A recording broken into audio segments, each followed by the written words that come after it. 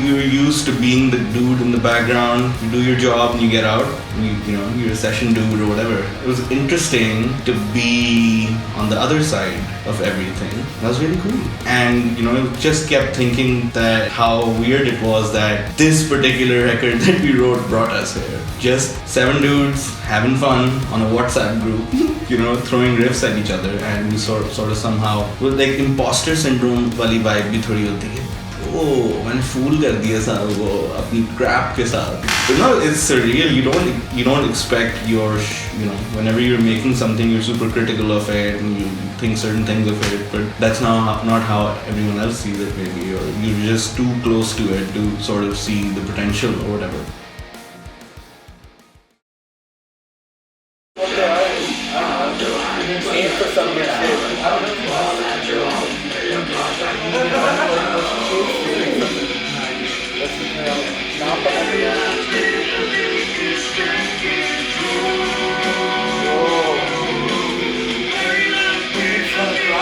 So being there was really kind of surreal, and like just because honestly it felt like we were sort of there undercover or something, because like it's a metal band and bas bahut like everything, just everybody's really dolled up and there's makeup booths and there's like Instagram booths and people are doing things and like bas hum bas kale kapdon mein baith ke bas like ye kya chal raha hai scene, because like any experience I've had with like a stage this big so far has been like as maybe somebody's session guitarist or something. So just being there for us and like for a thing that we did, and everybody's also kind of on the same level, like nobody's like being misrepresented to like koi jhoot kisi se nahi bol raha aur hum hi hain wahan pe. It's not a farce. It's an elaborate plan. वो काफी fate था. After 10 years of being a band, I think reaching this point and sharing a stage with these big names of Pakistan was like surreal experience. In all honesty, there's no real sense in putting these bands together. I think like Atif Aslam and then a metal act and then something like Natasha Noorani. Like these are really different flavors of music, and bringing them together on stage is I would say it's a big move. I really appreciate the fact as well, because it kind of showcases all the flavors that you have in the music industry these days. So it was an amazing move, but I would never have imagined a metal band like Takatak to be sharing a stage with all these big names, and it was amazing. We are having our rock star moment, which is not really a rock star moment. We're just standing here. No one's recognizing us. Nobody gives a Nobody gives a about Alisa. Nobody. You guys are shit, Tommy. We just out here. No one gives a fuck. First of all, I would like to mention that Phantom is the one song of the album, probably, which we didn't pay much heed to, because it was written before like the actual Acrophrase writing sessions began. So we kind of considered it to be a relic of our, previous sound, incorporated with something new, of course, given all our lineup changes and everything. But yeah, we didn't pay much attention to that song at first, and then when all of it started clicking together, Velo Sound Station, Bilal Masood coming on board, to me it kind of made the most sense that they chose Phantom, to be honest, because out of the entire album I feel like Phantom really has some like a very kind of, I don't really want to say it, but it has that kind of desi touch to it in some parts. I always used to joke to Zain that, oh, this part is very bhangra sounding, or this part is very, we should, if we ever do a video, we should have a Tamal section in this. So, especially given the kind of idea Bilal was presenting us with, it really made a lot of sense in my head to go with Phantom. I think they saw our music video of Fault Lines. I think they saw what energy and what we can bring to the stage, and that's when they probably thought, "Acha, they want something different, they want something as energetic as this." That's what I think. The brilliant idea of having Kathak dance and metal music come together, I think that's what they really wanted. That something different should come out of this, and really give their audience something new. So I think it was a genius idea, I guess. Before even the band idea came up, or the fact that we were going to be working together with the band, was the fact that Kathak ko karna hai with some contemporary approach. And I didn't know kis ke saath, what are we, kis ke saath karna, kaise karna, what's the music? And then I heard Takatak's music.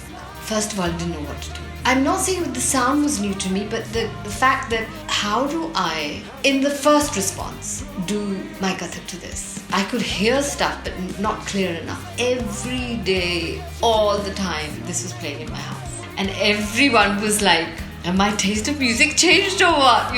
Takatak, takatak, takatak, takatak. I could hear these rhythms in it.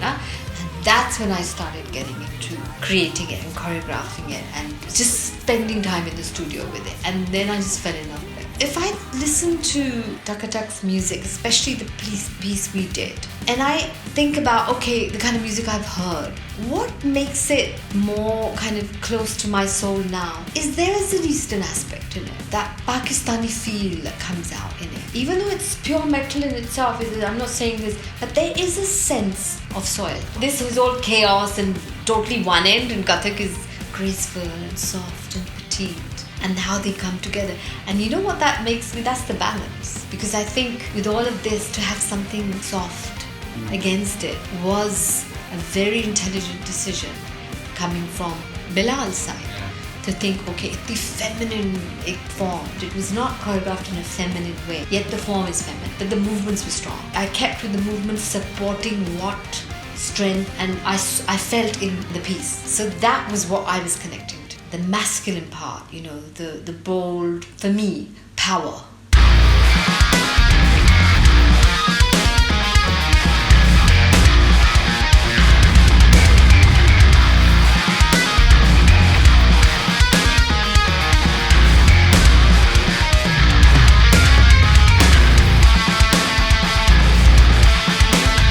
Honestly, I'm sure the guys differ, but it really made sense to me because that song has always been like a desi song. From Pakistani people would like this sort of concoction of metal. The rhythmic elements of their dance, of Kathak dance, and our grooves was quite then matched. So it was really easy for her to understand those rhythms and then execute them with the dance. The stage was amazing, man. When we reached there, we had to sit in a waiting room for a long time. So I ended up stumbling upon the studio where they had set up the whole thing, the whole stage.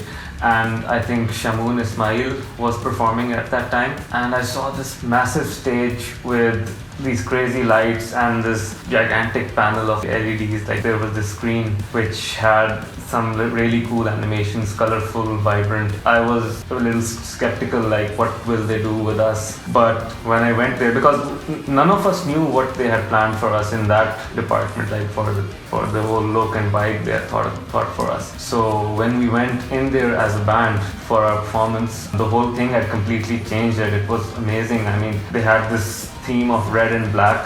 The animations were crazy with like those gears and those giant faces. Yeah, man, the whole thing was insane. I think this is definitely the best stage Takatak has ever performed on.